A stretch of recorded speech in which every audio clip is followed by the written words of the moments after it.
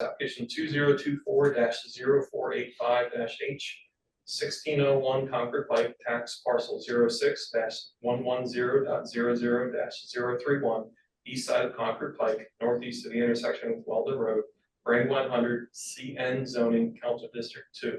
This is a National Register of Historic Places nomination for Independence Mall, constructed circa 1964.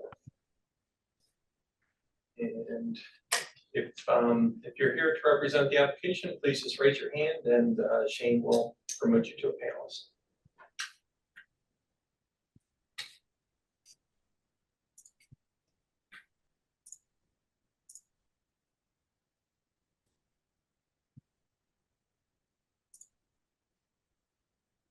Hello. Hello. I am sending a request to share my screen.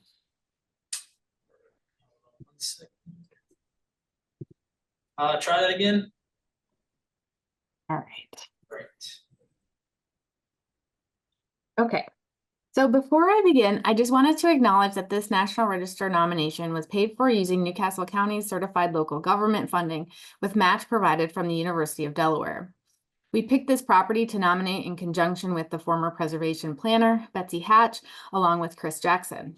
I also wanted to acknowledge and thank my co-authors, Michael Emmons and Kim Chowell, who are both on the call, as well as the property owner, Rosanna Richards, for allowing us to research and nominate her building.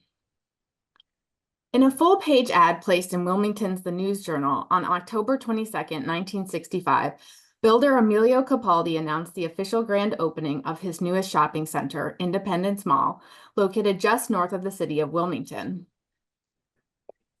Be it known to all, the ad reads, that the Independence Mall cordially invites all citizens to a grand opening and open house on Saturday, the 23rd day of October, and continuing through the following week, that all may see how Independence Mall blends the informal charm of our colonial heritage with modern facilities for your shopping convenience. The main attraction awaiting guests at the new shopping center was a grand detailed reproduction of the famous Independence Hall in Philadelphia, which served as the striking visual centerpiece of the U-shaped shopping center. The planned events for this week-long celebration of Independence Mall's opening, like the mall itself, relied heavily on ties to the colonial American past to entice attendees and shoppers. Besides being invited to tour the reproduction Independence, replete with an exact replica of the Liberty Bell housed on the building's first floor, guests could also visit the other colonial era recreations of famous Philadelphia buildings, including Old City Hall, Philosophical Hall, Library Hall, the Betsy Ross House, the Letitia Penn House, and Carpenter Hall. Adding to the colonial appeal of the site was the location of the new shopping center sitting directly adjacent to Gunning Bedford Jr.'s house, Lumberty Hall, historic home to one of Delaware's signers of the U.S. Constitution. Far from just a kitschy marketing gimmick, Emilio Capaldi envisioned Independence Mall as a new Delaware landmark, a destination shopping experience that could immerse visitors in a recreated past and even educate them about Independence Hall and early American history without having to visit Philadelphia or colonial Williamsburg. A journalist covering the construction of the new mall confidently observed that when completed, it will be a Delaware landmark. Located at 1601 Concord Pike in the vicinity of Wilmington, Independence Mall is significant at the local level under Criterion A for representing three distinct areas of significance. First, Independence Mall is an excellent and well-preserved local example of post-World War II suburban automobile-centric shopping center. Secondly, Independence Mall is highly significant as one of only 37 known replicas of Independence Hall nationwide, itself a significant building trend that sought to commemorate and enshrine national memory and values through replica building. Independence Mall is, in fact, the only known mall complex in the United States constructed as a replica of Independence Hall. Lastly, it is important as the most extensive and intact example of a post-World War II commercial architecture featuring early American-style design in northern Delaware. While pervasive on the landscape today, and thus not often appreciated for their architecture, early strip malls and shopping centers were carefully planned sites with highly designed buildings and layouts to facilitate high volumes of automobile-dependent shopping. Starting in the 1920s and 30s, the proper design and siting of shopping centers and strip malls received national attention in architectural journals. In 1932, the Architectural Record published an entire article about the required design components for these new building types. By definition, strip malls and shopping centers were a planned group of connected shops. The relationship between automobile and building was one of the key components of their design. Shopping centers were primarily placed along major transportation routes, designed to capture suburban commuters. These new buildings were located on the periphery of residential developments. Additionally, they featured off-street parking that did not interfere with traffic on main roadways. This was purposeful, as finding parking in central business districts downtown was an increasing problem for American motorists. Customer parking and access was segregated from service and delivery access. Authors recommended that this separate access should be away from the main frontage of shops. One author suggested that the forecourt arrangement of parking, like at Independence Mall, was a more attractive design than straight strip malls. Independence Mall possesses nearly all features of a post-war shopping center design and is an excellent example of this property type. Located off of the primary thoroughfare connecting early Wilmington suburbs to the cities, Independence Mall is adjacent to northbound Concord Pike. One driveway provides access into the mall, while another driveway leads out. Unlike classic strip malls, Independence Mall is a 12-sided U-shaped building featuring a prominent automobile forecourt sited in the arms of the U with two-way traffic. A large service driveway or alleyway encircles the building, segregating the shopping areas from service spaces. While 2 stories in height as opposed to a traditional 1-story plan, this allows for office spaces above retail spaces. Lastly, an iconic early American sign surmounted by a golden eagle demarcates the entrance to Independence Mall. While other shopping centers and strip malls exist in a high number across northern Newcastle County, Independence Mall is the most architecturally grand example of a U-shaped shopping center. Independence Mall is also an excellent local example of the early American movement. The early American movement that followed World War II witnessed the proliferation of architectural expressions channeling colonial or early national styles to celebrate American traditions. Though most scholarship about the colonial revival movement has focused on the period between 1876 and 1940, the revival of early American themes in architecture and the Dec arts did not cease with World War II, and instead experienced widespread resurgence and popularization during the 1950s, 60s, and 70s. While many people associate post-World War II America with modernist and contemporary design movements, which conscientiously broke away from such early American traditions, the aesthetic fascination with early American history and its designs and icons never truly faded. In fact, it seems to have surged to new heights during the 1960s and 70s as a more popular and more widespread movement among middle-class and even working-class Americans. Capitalizing on this commercial interest in early American design, many designers of new commercial buildings literally followed suit aesthetically, building comfortable and familiar colonial commercial buildings, often citing these new commercial buildings on the edges of newly colonial-inspired subdivisions. Oftentimes, these new commercial buildings, especially shopping centers, were built by the same developer as the subdivision, with the commercial buildings reflecting the architectural treatments found in the new housing development. Like their newly constructed residential counterparts, early American commercial buildings seamlessly blended colonial-inspired design, new construction materials, and the conveniences of modern technology. These commercial buildings typically featured only select elements of early American architecture to achieve a particular look, idea, or sentiment, and this resulted in entirely new building forms. While the idea of a colonial-inspired shopping mall seems somewhat contradictory, colonial-style architecture was a common design motif for 20th century roadside buildings. In the early 20th century, newly mobile Americans, especially city dwellers, sought to escape the heat, noise, and dirt of the city by touring pleasant landscapes. For some auto excursionists, the interest in the countryside was enhanced by the presence of historic places along the road. Early efforts to capitalize on history-oriented tourists were created in the 1920s and 30s, including historic marker programs, colonial sightseeing day trips, and even the creation of many historic house museums. Scholars have only noted in passing a construction boom of colonial-inspired commercial buildings in the post-war period. Art historian William Rhodes has stated that enthusiasm for colonial forms did not end with the rise of modernism in post-war America, pointing to the continued use of colonial cupolas and white trim on gas stations and supermarkets in the 1960s and 70s. This renewed interest in colonial gas stations was not surprising. By the 1960s, a rebellion against modernist roadside architecture occurred. Landscape historian John A. Jackal went the farthest in trying to understand the rebellion against modernist commercial buildings and the newfound interest in colonial designs in the post-war period. He states that porcelain and plastic gas stations built in the modern style met with disfavor from planning and zoning commissions, in addition to criticisms from the general public during the 1960s. As a result, several oil companies began to design gas stations that blended into the new suburban landscape. While these scholars have pointed to the continued presence of colonial-style architecture well into the post-war period, to date, there is no scholarship that defines the overarching architectural design characteristics for this era for commercial buildings. So Independence Mall is the most prominently cited and arguably the grandest example of an early American commercial building in the state. Emilio Capaldi crafted an elaborate and distinctive shopping destination with a colonial American feel by reproducing the architecture of historic and iconic Philadelphia buildings, arranged in a U-shaped layout to simulate an intimate early American village.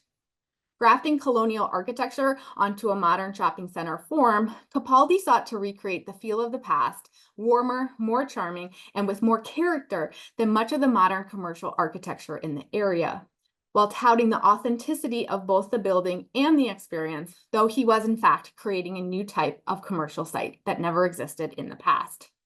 The main design concept employed at Independence Mall was the extensive use of replicas of colonial-era architecture from Philadelphia. Though many of the original buildings Capaldi replicated from Philadelphia were freestanding, his careful arrangement of them as an attached building allowed them to be connected through hallways and for individual businesses to occupy more than one building facade. These individual facade segments employ contrasting roof lines and a variety of exterior wall treatments, including brick, stone, clapboard, and board and batten siding, giving the building the appearance of a layered colonial village. While the construction of Independence Mall was perhaps seen as gimmicky by some observers, the impetus behind the construction was far more complex. Emilio Capaldi was a first-generation Italian-American citizen. For Capaldi, love of his country, American history, and colonial architecture were a balm to the stress of everyday life.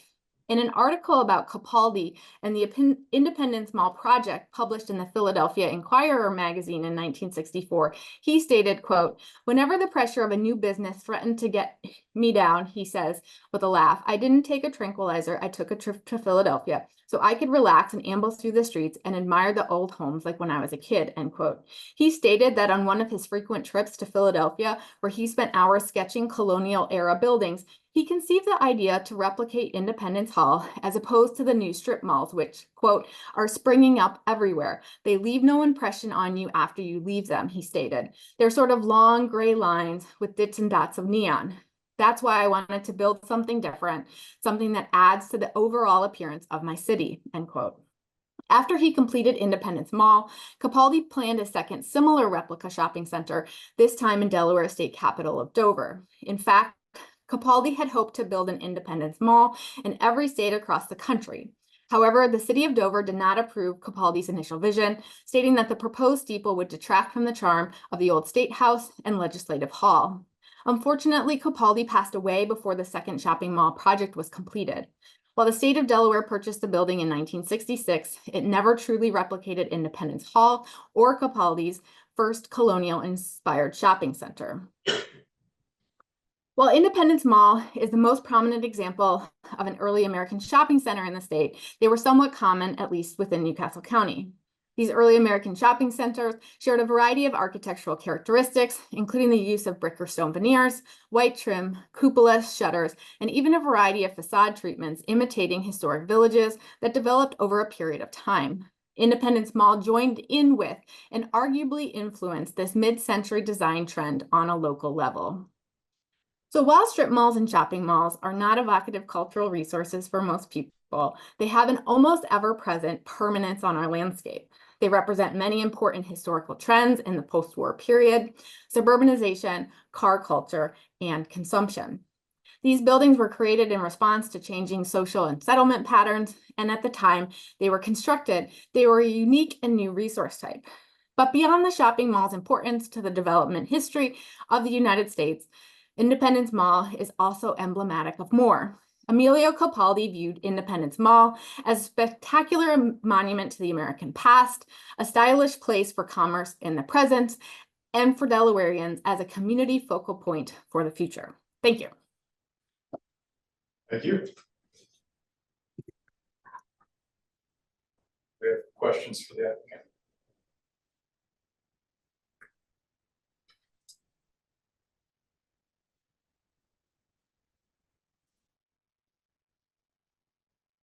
Mr. Barnett. Sorry, can you hear me?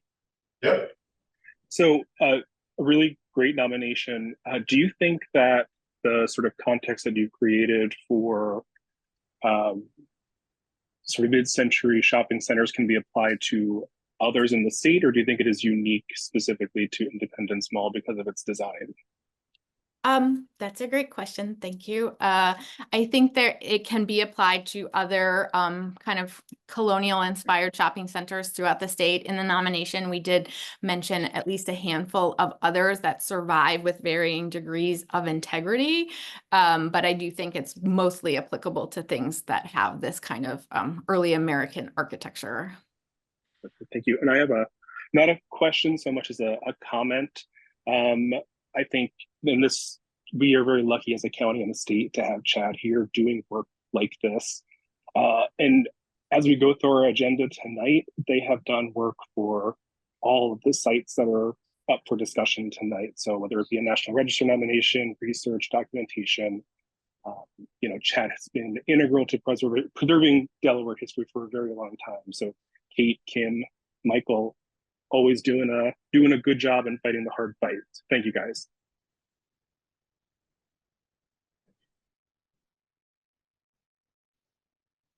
Any more questions or comments from the board?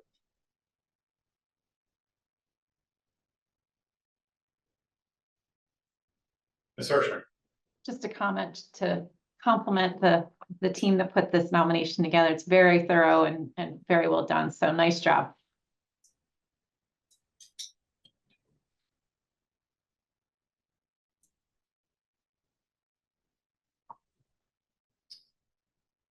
One final call for comments or questions from the board.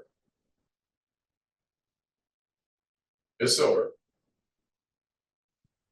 Hi, fantastic nomination. I was wondering if you've ever taken into consideration perhaps if there are any thematic districts that maybe this, or maybe perhaps the shopping center strategy. I think Delaware has several other interesting shopping centers, especially from the mid-century, that kind of represent that whole kind of socioeconomic lifestyle.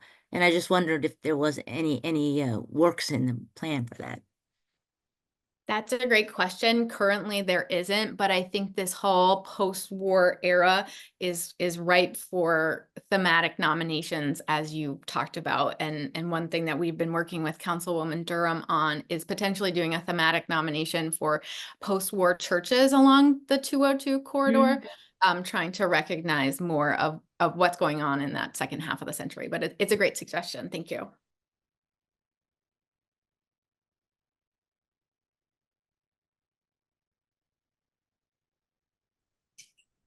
If there are no further comments, questions, we'll open it up to public comment. So we'll start with a call for public comment in favor of the application.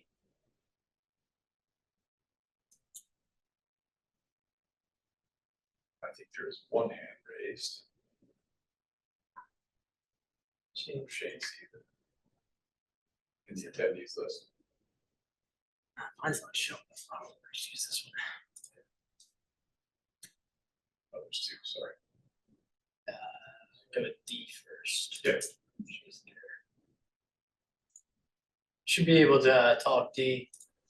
Oh, thank you so much. Sorry, I'm not there in person. Our county council meetings ran a little bit late today, but I just wanted to give my wholehearted support for this nomination and thank the team and the property owners for doing this and pursuing this. It's been in the works for a while, so I thank you for your patience and persistence in getting here. And I know that, as Kate mentioned, we've been talking about other mid-century modern stuff throughout the whole corridor there, and hope to keep doing more to recognize them. But I know mid-century modern can be a little tricky sometimes to get people to realize it's a, you know, a significant piece of our history too. But anyway, just wanted to say thanks to everybody and give my support fully. Thanks a lot. Thank you.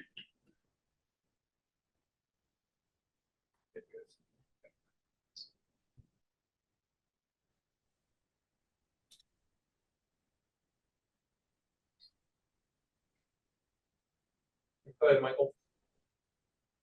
Hello, everyone. Michael Emmons, formerly of the Center for Historic Architecture and Design at UD, now at Historic Deerfield in Massachusetts. But I was really glad to see this presentation, glad to see this nomination moving forward, which, full disclosure, I was involved with in the early stages. But I'm really, in general, pleased to just see the attention that's being called to mid-century resources in Delaware right now. You know, my time at University of Delaware, we worked on dozens of National Register nominations. Only a few of them were focused on mid-century, 20th century resources that are now historic. And that patrimony is dwindling significantly. I notice even further up Concord Pike near the charcoal pit, I think there was a Dunkin' Donuts there that still had pretty significant elements remaining of its mid-century design that I think were recently renovated to oblivion. So I'm glad to see the center is moving this nomination forward. It's a great place. One person even said they think it might be worthy of a National Historic Landmark just because there's no other mall like this in the whole United States. And I'm glad to see that the work is moving forward to recognize the mid-century churches in the same corridor, and I hope other mid-century resources before they're gone. So thank you. Thank you.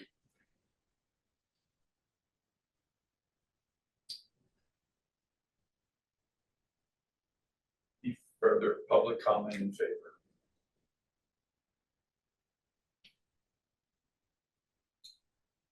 See any other hands? Okay, make a call for public comment in opposition. It's like Barb has her hand raised. Am I allowed to say anything else? Sure. Oh, I just want to say thank you to the landowner. You know, I grew up in Delaware and I love this place, you know, and as a kid, it was always kind of fun to go there with my mom and dad. But I think, you know, what is remarkable is that the property still retains its original integrity as a shopping center, as a mixed use office space and shop and retail as well. And so I just want to say thank you for the landowners for keeping it so nice. And just to add to that, I know that Rosanna's on the call, but she is the daughter of Emilio Capaldi, so it has stayed in the family this whole time, which I didn't mention in my presentation.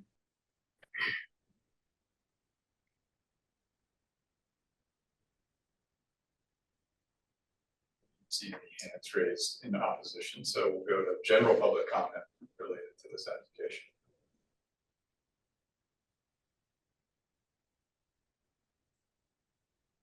Don't see any hands raised. Okay. Great. Well, thank you very much. Thank you.